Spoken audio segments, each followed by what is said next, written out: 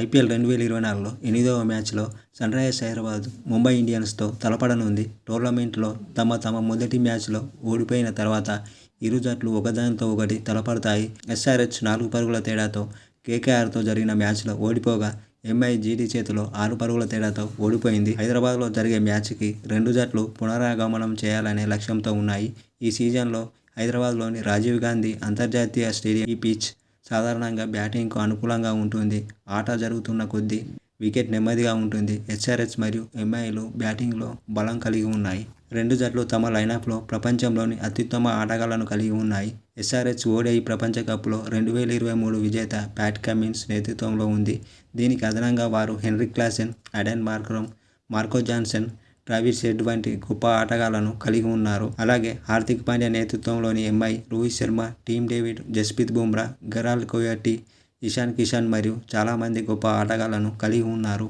అయితే ఈ మ్యాచ్లో ఈ ప్లేయర్ల మధ్య పోటీ ఉంటుంది. మొదటగా రోహిత్ శర్మ వెస్ భువనేశ్వర్ కుమార్ల మధ్య పోటీ ఉంటుంది. ఇటీవలి కాలంలో రోహిత్ శర్మ అద్భుతమైన ఫామ్లో ఉన్నాడు. ఈ స్టార్ బ్యాటర్ 2023 ఓడిఐ ప్రపంచ కప్లో అద్భుతమైన పరుగులను సాధించాడు.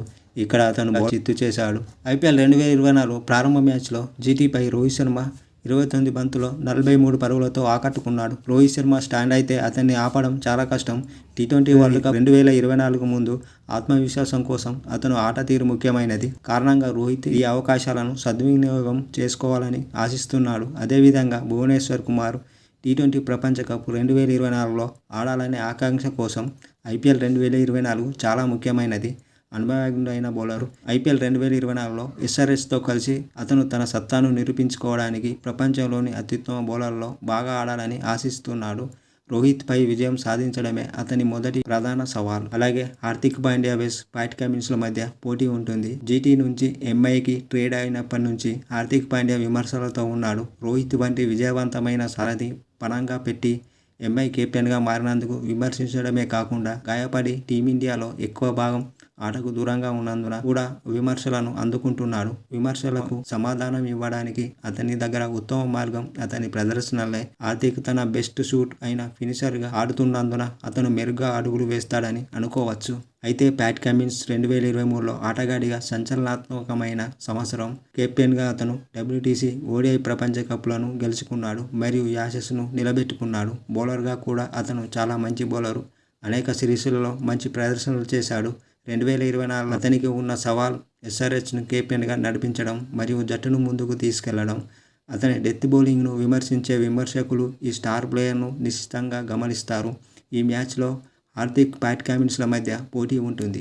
అలాగే తిలక్ వర్మ మరియు మయాంక్ మార్కండ్ల మధ్య పోటీ ఉంటుంది. తిలక్ వర్మ గత 2 సీజన్ లీగ్లలో అత్యుత్తమ యువ ఆటగాళ్లలో ఒకడు. ఐపీఎల్ 2022లో అతను రాణించాడు. అతను ఐపీఎల్ 2023లో మరింత మెరుగ్గా రాణించాడు. అతను బ్యాటర్గా మెరుగుపడ్డాడు మరియు అద్భుతమైన ఆటను చూపించాడు. టీ20 ప్రపంచ కప్ 2024కి ఎంపిక కావడానికి ఒక గొప్ప సీజన్ కలిగి ఉండాలి. అతను స్పిన్నర్లకు వ్యతిరేకంగా ముఖ్యంగా మిడిల్ ఓవర్ల దశలో బాగా బ్యాటింగ్ చేయగలడు. అలాగే మయాంక్ మార్కండే అతనిని ఆపగల బౌలరు. ప్రతిభావంతులైన స్పిన్నర్, లెగ్ స్పిన్నర్ అయినప్పటికీ అతని లైన్ మరియు లెంగ్తులపై మంచి నియంత్రణ కలిగి ఉంటాడు. అతను స్టాక్ డెలివరీలతో గుగ్లీలను బాగా కలపగలడు. బ్యాటర్లు తరచుగా అతని బౌలింగ్లో విఫలమవుతారు. త్వరితగతిలో అతన్ని విశ్లేషించడానికి బ్యాటర్లకు సమయం ఇవ్వడు. అతను వికెట్ టేకింగ్ బౌలర్ మరియు బ్యాటర్లను తొందరగా అవుట్ చేయాలనే లక్ష్యంతో ఉంటాడు. దీంతో ఈ ఇద్దరి ఆటగాళ్ల మధ్య ఆసక్తికరమైన పోటీ జరుగుతుంది.